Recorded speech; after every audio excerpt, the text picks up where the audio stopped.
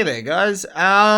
So we're into tutorial number 5. We did our suggestions poll again, and we ended up with how to play an open field and the best usage of vehicles for the end game, which is tricky. Really tricky. I feel like when it comes to these sort of videos, it's best use is through examples. Now the only problem is that to use examples I need the replay feature, and with the replay feature I need to have in my last 20 games some field finishes and some stuff like that to show you guys how, you know, potentially we do it, which I think is what a lot of people are looking for. How does Incognito deal with it? Now unfortunately I don't have any field finishes for you guys in those replays as I went through, so we've jumped into a custom game, and I'm going to show you again. And an example's always best, but like this is the best I could come up with, guys. But I hope that you guys are going to learn a little bit from it and enjoy it. So we'll just scroll through here. Now some of these you're going to see in the video, so these 3 you're going to see in the video. And then we're just going to talk about this as well and why this is important. Pretty much, if you see, there's a couple of fields in a wrangle that are quite large. And if you see them near the center of the zone, or if you see that there's a good portion of it in the zone, what you might look to do is actually hunt your way for some USs and Dacias. Now the reason for this, for some it might be obvious, for some it might not, is that they have the biggest surface area pretty much. They have the biggest coverage area, biggest area to help you give a little bit of a shield from other teams. So that's why these are important compared to obviously a buggy and a bike, which are, you know, not very good for cover. Especially the USs. So if you are potentially roaming around, you've got 2 bikes and a buggy, you might want to look for some of these. Otherwise, you're not going to have a very fun time. Like, so buggies and, you know, bikes, they do have other benefits and perks, but it's always important to have at least, you know, 2. I would say 2, either a Dacia and a US, a US, or something like that. Or maybe you can get away with a Dacia and a Dacia as well. But it's up to you guys. But I would look at having 2 or more of those, no matter what. In your, what you call it, loadout? I don't know, maybe loadout. So having those is really important in the field finishes, and again I'll show you why and in the video. And yeah, so pretty much the do's and don'ts, that's what we're going to go through in the video. It's just a couple very small things. Again, for some of you it'll be obvious and won't be so obvious.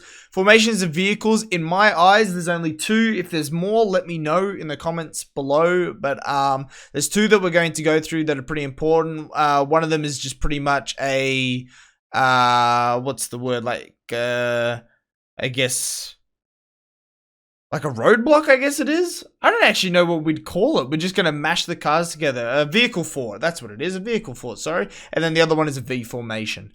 Alright, and those are pretty much your most common ways. So vehicle forts are normally with multiple vehicles, and V formation is normally with 2 vehicles. Or you could potentially get away with it if you use some like shacks and stuff. And then my first attempt now, silly cow didn't think that he was going to be able to get in a custom match and do it, and decided to try it in MM. So I'm going to chuck in a little bit of a fail from the MM clip, from my first attempt at making this video from the MM clip. So I hope you guys enjoy. I hope you're going to find it interesting, and I hope you're going to find the end funny. Yeah, and then just let me know if there's anything that I left out or anything you want clarified. Just DM me, as always, on Twitter and stuff at the end of the video. Enjoy. Alright guys, so we have our car fort set up now. I've got 2 USs and a Dacia, just for the sake of this example. Now with car forts, guys, there's no perfect way to do it. Alright? It's literally just mash your cars together and then hide behind them. Now, there are like fine tuning to it, but at the end of the day, all it is like get your cars in a spot to cover you from the correct angle. The angle that is your biggest threat. So for us, we're going to pretend, for the sake of this example, that we're coming off of one of the either the east or the west Pachinki Hill, and our back is clear. Okay, so oh my god, who's that? It's Decay. All right, so our back is clear, and we've come into the Pachinki Hills here. Now threats are to our east, to our south, and potentially over here to our west. This is out of zone. Alright, so this is why we have our vehicle fort set up like this, and so that way you can hide and cover. Now ideally there is one thing that is wrong with this picture. I would definitely have a US on this side, and that's because, as you can see, they've got a lot of this window space, and like I said before, the US is probably one of the the biggest surface area vehicles. So if this has the most potential to be a threat, as you can see, I've got lots of window cover, then, sorry, not much window cover, then, yeah, maybe you switch out the Dacia for the US. Alright, so there's no perfect way to do it. Mash them together, put them at angles that are your threats. Plain and simple, guys. One big thing when you're in a car fort, if you know you're going to lose your tires, now if I look around here, Yep. I'm 100% sure I'm losing my tires. It is also important that you take the tires out if you feel like you're really under threat first. If they haven't taken them out, if the opponents haven't taken them out yet themselves. So what this does is this lowers the ride height of the vehicle. So lowers the ability to shoot under the UAZs and the Dacias. So if I shoot this vehicle now, you'll watch that it'll tilt towards me ever so slightly. Boom, and now I've got a lower ride height. If you look at that compared to this, you guys can really see the difference. So it's really important to make sure you shoot the tires out if you know that they're going to blow up anyway. So the same on the Dacia, except very mitigal. So as you can see, the Dacia is very hard to shoot under, but you can still see that it'll go lower when I shoot them out. Like, even, it's almost impossible to shoot under it. So there you go. If you know that you're not going to have any more vehicles after this, then yeah, that's what you're going to have to do. And a lot of field finishes, guys, once you set up this car fort, it's more important that you guys stay alive rather than necessarily keeping the vehicles alive.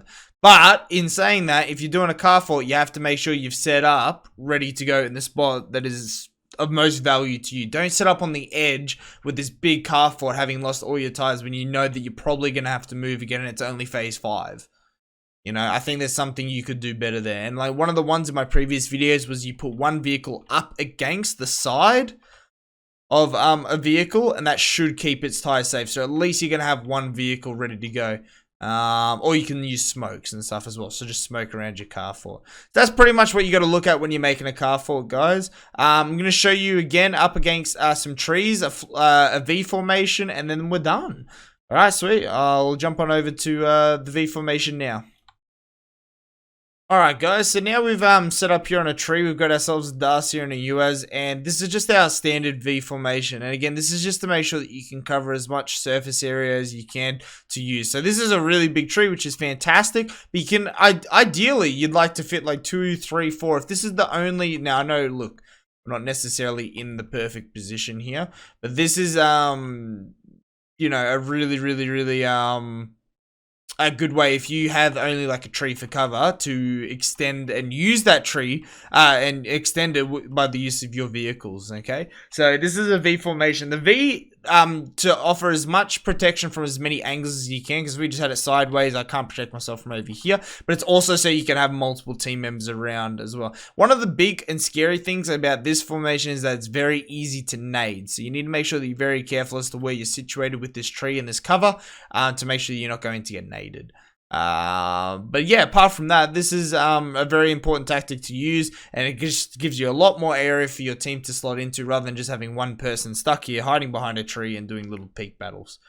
Cool beans. So those are pretty much the formations that, like, you know, you can do with your vehicles. You can do this on shacks. You can do it. You can even do it if you've only got 2 cars. This can be your car fort. You just make a V. And it's just, again, to cover as many more angles as you can, and then you can fit many team members in between, like, you know, these 2 vehicles as well.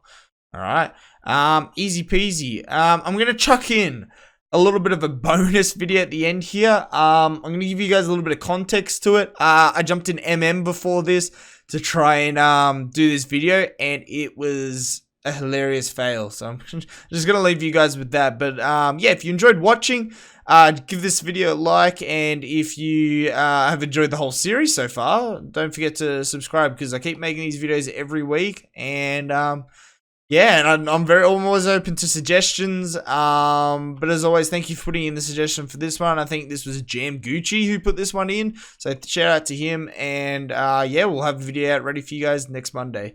Enjoy and take care. Off one side to one side, that is your threat. Cool. Another really cool way to use your vehicles out in the field. This is just my personal favorite, is if you have a lot of control, don't just send all your vehicles. Like if your back is clear,